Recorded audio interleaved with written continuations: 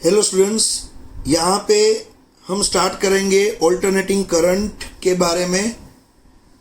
ये बहुत ही important topic है सभी बोर्ड या एंट्रेंस एग्ज़ाम के लिए।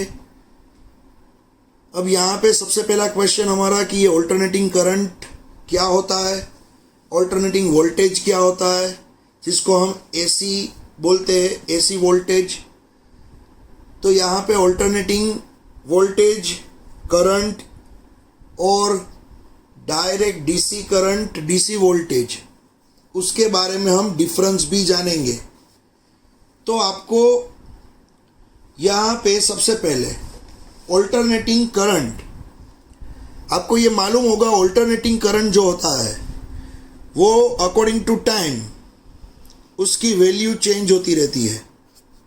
यहाँ पे मान लो मैंने एक ग्राफ ड्रॉ किया है। ये जो ग्राफ है उसमें यहाँ पे जो लाइन ड्रॉ की है वो है टाइम की लाइन, और यहाँ पे ये जो लाइन है वो है करंट आई की लाइन। अब जैसे जैसे टाइम चेंज होता रहेगा, जैसे जैसे टाइम चेंज होता रहेगा वैसे वैसे ऑल्टरनेटिंग करंट, करंट की वैल्यू भी चेंज होती रहेगी। इस तरह से यहाँ पे क्या होगा, जैसे जैसे टाइम जा रहा है वैसे वैसे करंट भी ऑल्टरनेटिंग वैल्यू मीन्स 0 है, फिर है इसकी वैल्यू 1, फिर इसकी वैल्यू 2, फिर इसकी वैल्यू 3, फिर 2, फिर 1, फिर 0, फिर -1, -2, -3, फिर से -2, -1, 0, 1, 2, 3, 2, 1, 0। तो ऑल्टरनेटिंग करंट की वैल्यू यहाँ पे अकॉर्डिंग टू टाइम देखो चेंज हो रही है। तो यहाँ पे ये मैंने आपको दिखाया है वो है ऑल्टरनेटिंग करंट। अब डीसी करंट के बारे में अगर आपको जानना है तो डीसी करंट क्या होता है, बहुत सिंपल सी बात है। आप यही ग्राफ अगर इस तरह से ड्रॉ करोगे तो डीसी करंट में क्या होगा, ये करंट वर्सेस अगर टाइम का ग्राफ है तो डीसी करंट में जो ग्राफ मिलेगा वो टाइम की कोई भी वैल्यू ले लो, कोई भी सेकंड ले लो, डीसी करंट जो है उसका ग्राफ, करंट का ग्राफ स्ट्रेट जाएगा। मान लो 0 सेकेंड, 1 सेकेंड, 2 सेकेंड, 3 सेकेंड, 4, 5, 6, आप कभी भी कोई भी टाइम पे करंट की वैल्यू लोगे, मान लो ये वैल्यू है 5 एम्पियर, तो कोई भी टाइम पे करंट की वैल्यू लोगे वो वैल्यू आपको 5 एम्पियर ही दिखाएगा, वो चेंज नहीं हो रहा है। तो ये है डीसी करंट का ग्राफ और ये है ऑल्टरनेटिंग करंट का ग्राफ। इसी तरह से वोल्टेज की हम बात करेंगे अगर, तो वोल्टेज में सेम इसी तरह से आपको ग्राफ मिलेंगे। तो यहाँ पे ऑल्टरनेटिंग करंट, ऑल्टरनेटिंग वोल्टेज का ग्राफ आपको इस तरह से मिलेगा। इसका शेप अगर आप देखोगे तो ये है साइन कोसाइन कर्व जैसा शेप है यहाँ पे। और डीसी करंट की बात आप देखोगे तो डीसी करंट में क्या होता है बच्चों, उसमें तो कोई भी टाइम पे कांस्टेंट ही करंट, सेम करंट ही मिल रहा है। मान लो मैं आपको एक एग्जांपल देता हूँ। मान लो यहाँ पे एक बैटरी रखी है, ये है बैटरी, बैटरी में से ये करंट निकला, यहाँ पे है रेजिस्टेंस। अब यहाँ पे आप देखोगे तो ये है बैटरी जो V वोल्टेज दे रही है, बैटरी जो V वोल्टेज दे रही है जहाँ से करंट निकला I, और ये है रेजिस्टेंस R। तो होगा क्या बच्चों, यहाँ पे मान लो V जो है वो है 10 वोल्ट, रेजिस्टेंस जो है वो है 2 ओम, रेजिस्टेंस 2 ओम है, वोल्टेज 10 वोल्ट है। अब आपको ओम्स लॉ मालूम है। ओम्स लॉ क्या है बच्चों, R equals to V upon I। तो I का फॉर्मूला बनेगा V बाई R। तो V की वैल्यू है यहाँ पे 10 वोल्ट और रेजिस्टेंस है 2 ओम, तो आपको करंट I जो है वो आपको मिल जाएगा 5 एम्पियर। क्या मिलेगा, 5 एम्पियर। तो एक चीज़ याद रखना, आप यहाँ पे ये ऑब्जर्वेशन जब कर रहे हो, मान लो रास्ते में आपने एमीटर रख दिया है जो करंट का मेजरमेंट करेगा, तो आप कोई भी टाइम पे देखोगे तब ये करंट, ये एमीटर 5 एम्पियर की वैल्यू ही दिखाएगा। समझ में आ रहा है। तो ये बैटरी में से यहाँ पे जो आपको करंट मिल रहा है वो कांस्टेंट 5 एम्पियर का ही मिल रहा है, वो कांस्टेंट 5 एम्पियर का ही मिल रहा है, तो ये करंट को आप बोलोगे डीसी करंट। समझ में आ रहा है? कोई भी टाइम के लिए वो करंट तो आपको 5 एम्पियर का ही मिलेगा। लेकिन आपने एसी जनरेटर देखा था आगे के चैप्टर में, तो एसी जनरेटर में क्या था बच्चों, जो आपको यहाँ पे वोल्टेज मिलता है एसी जनरेटर थ्रू वोल्टेज जो मिलता है, वो वोल्टेज की वैल्यू आपको मिली थी BAN ओमेगा। आपको एसी जनरेटर में BAN ओमेगा बान ओमेगा साइन ओमेगा टी, ये वैल्यू आपको मिली थी। याद करो, एसी जनरेटर जब आप सभी ने पढ़ा था, तब एसी जनरेटर जो हमें वोल्टेज देता है, इंड्यूस वोल्टेज, आपको मालूम है इंड्यूस EMF, एसी जनरेटर आपको जो इंड्यूस EMF देगा उसकी वैल्यू आपको मिली थी V equals to BAN omega sine omega T. अब इसके अंदर आप देखोगे कि V equals to BAN omega, जहाँ पे B कांस्टेंट था, जो एसी जनरेटर में जो एक्सटर्नल मैग्नेटिक फील्ड था उसकी वैल्यू है B।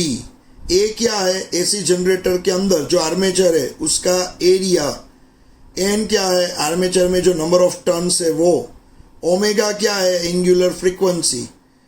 तो यहाँ पे ये सभी कांस्टेंट है। चेंज क्या होगा, टाइम चेंज होगा। जैसे ही टाइम चेंज होता रहेगा तो ओमेगा इंटू टी ये पूरा ही चेंज होता रहेगा। तो साइन के पीछे जो ओमेगा टी है वो क्या है, साइन के पीछे जो ओमेगा टी है वो है एंगल। तो यहाँ पे साइन थीटा की जगह पे हमने ओमेगा टी लिखा था। क्यों? क्योंकि आपको ओमेगा का फॉर्मूला मालूम है, थीटा अपॉन टी। समझ में आ रहा है? ओमेगा का फॉर्मूला क्या होता है, थीटा अपॉन टी। तो थीटा की जगह पे हम क्या लिखेंगे पूरे चैप्टर में, ओमेगा टी। तो मैंने साइन थीटा की जगह पे हमने लिखा है ओमेगा टी। तो जैसे जैसे टाइम चेंज होगा वैसे वैसे ये पूरा ओमेगा टी चेंज होगा। इसका मीनिंग है थीटा चेंज होगा। अब साइन थीटा, जैसे ही थीटा चेंज होगा तो ये पूरी वैल्यू चेंज होगी। समझ में आ रहा है? मान लो ओमेगा टी की वैल्यू है 0, तो होगा क्या बच्चों, साइन हो जाएगा 0 और साइन 0 की वैल्यू मिलती है 0। तो देखो बच्चों यहाँ पे क्या होगा, जब टाइम की वैल्यू, मेन तो क्या है बच्चों यहाँ पे, टाइम की वैल्यू 0 है, टाइम की वैल्यू 0 है मान लो, तो 0 इंटू ओमेगा ये 0 हो गया और साइन 0 क्या हो जाएगा 0। तो ये पूरा यहाँ पे जो आपको दिख रहा है वो पूरा ही V क्या हो जाएगा, वोल्टेज 0। तो जब टाइम 0 था तब वोल्टेज भी आपको मिला 0।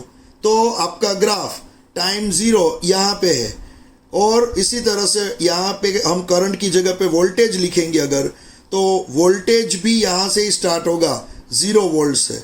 फिर जैसे जैसे थीटा बढ़ेगा ओमेगा टी की वैल्यू बढ़ेगी, 90 तक वो जाएगा। मान लो ये ओमेगा टी हो गया है अभी 90, तो साइन 90 क्या हो जाता है बच्चों, 1 हो जाता है। तब ये जो है वो मैक्सिमम वोल्टेज मिलेगा, मैक्सिमम वोल्टेज।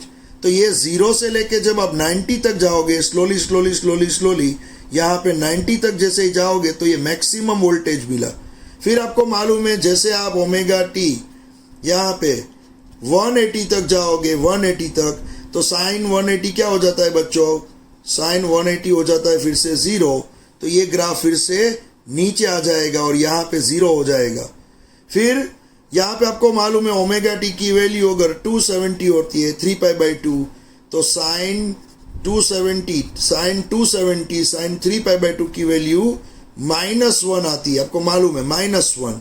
तो ये ग्राफ नीचे की ओर मैक्सिमम जाएगा, नीचे की ओर मैक्सिमम।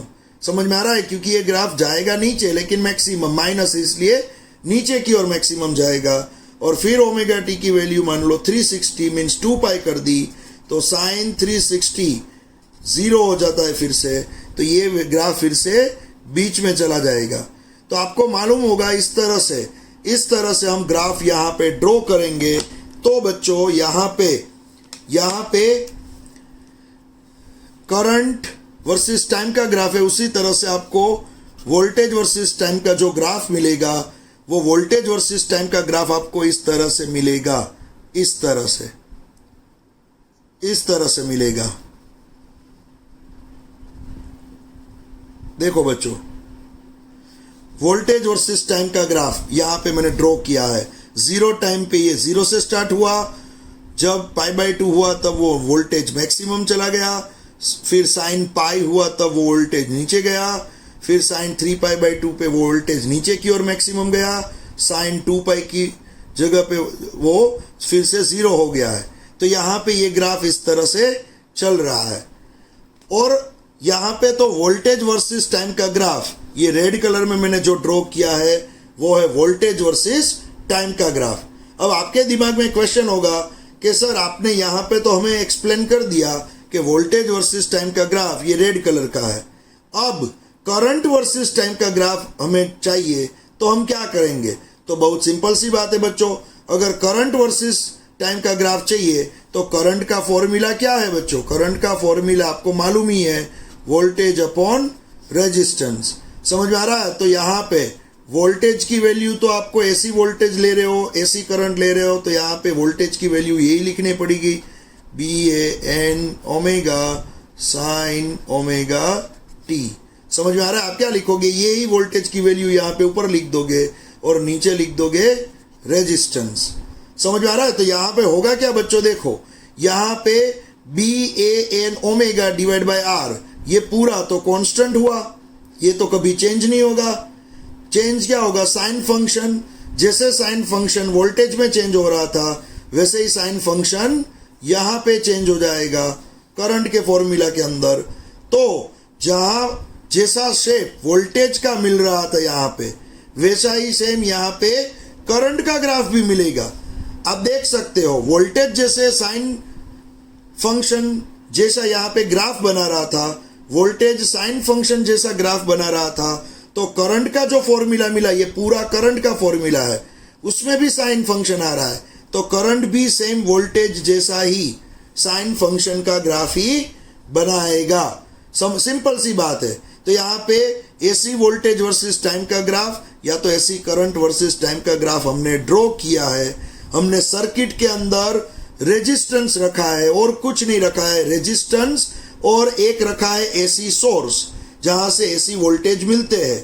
हमने क्या रखा है? सर्किट के अंदर एक एसी सोर्स रखा है जिसका सिंबल ये है, बैटरी का सिंबल ये है।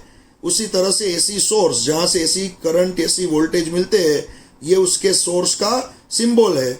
वहां से एक वायर निकला, आगे एक रेजिस्टेंस है और यहाँ पे वायर फिर से आ गया। तो ये सर्किट में आप देखो एसी सोर्स है जहां से एसी करंट मिलता है, ये रेजिस्टेंस है। तो ये जो एसी सोर्स है, मान लो एसी जनरेटर है जहां से एसी करंट मिल रहा है, ये हमने रेजिस्टेंस के साथ ज्वाइंट किया है। और ये सर्किट के लिए यहाँ पे वोल्टेज और करंट उसके फॉर्मूला ये बनेंगे।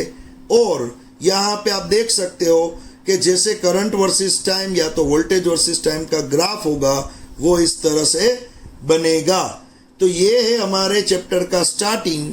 बहुत इजी है बच्चों। यहाँ पे आपके दिमाग में एक क्वेश्चन और आएगा, सर आपने वोल्टेज का ग्राफ थोड़ा हाइट पे ऊंचा ड्रॉ किया है और करंट का ग्राफ थोड़ा नीचे ड्रॉ किया है, क्यों ऐसा? सिंपल सी बात है बच्चों, यहाँ पे वोल्टेज की वैल्यू जो भी होगी, मान लो वोल्टेज की वैल्यू है 10, तो नीचे डिवाइड क्या हुआ बच्चों? रेजिस्टेंस डिवाइड हुआ है। देखो रेजिस्टेंस है मान लो 2, तो 10 डिवाइड बाई 2 होगा, तो वैल्यू जो इसकी ऑल ओवर वैल्यू होगी 10 डिवाइड बाई 2 की, वो 5 आ जाएगी। तो वोल्टेज क्या था बच्चों? वोल्टेज जब 10 होता है तब करंट क्या मिला आपको? 5 मिला। तो इसलिए मैंने यहाँ पे जहाँ आर की वैल्यू क्या है बच्चों? ग्रेटर देन 1, तो जैसे जैसे आर की वैल्यू आप ज़्यादा लोगे, करंट की वैल्यू छोटी हो जाएगी, कम हो जाएगी। तो इसके ग्राफ की हाइट मैंने यहाँ पे कम दिखाई है। समझ में आ रहा है बच्चों? ये है एक सिंपल सा एक टॉपिक जो इंट्रोडक्शन दे रहा है। और दूसरी एक बात, ऑल्टरनेटिंग करंट जनरली आप देखोगे कोई भी घर में या तो कोई भी फैक्ट्रीज में ऑल्टरनेटिंग करंट का यूज ही ज़्यादा होता है। क्यों होता है? डीसी करंट यहाँ पे कहीं भी आपके घर में, फैक्ट्रीज में, कोई भी जगह पे ऑल्टरनेटिंग करंट ही आते हैं, डीसी करंट का यूज कम होता है। क्यों? सिंपल सी बात है बच्चों, ऑल्टरनेटिंग करंट जो भी पावर क्रिएट करती है, वो सभी कंपनीज जो पावर प्रोड्यूस करती है, वो सभी प्राइवेट या तो यहाँ पे गवर्नमेंट कंपनीज, वो क्या बनाती है? वो ऑल्टरनेटिंग वोल्टेज, ऑल्टरनेटिंग करंट ही सप्लाई करती है।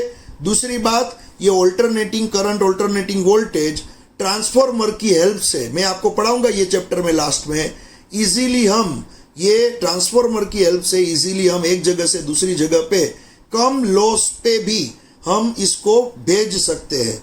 समझ में आ रहा है बच्चों? तो ऑल्टरनेटिंग करंट ही जनरली सभी जगह पे यूज होगा। डीसी करंट तो यहाँ पे जो बैटरी से, सेल से चलने वाली चीज है, उसमें ही डीसी करंट जनरली यूज होता है। ओके, तो नेक्स्ट वीडियो आप देखो, उसमें हम इसमें आगे पढ़ रहे हैं।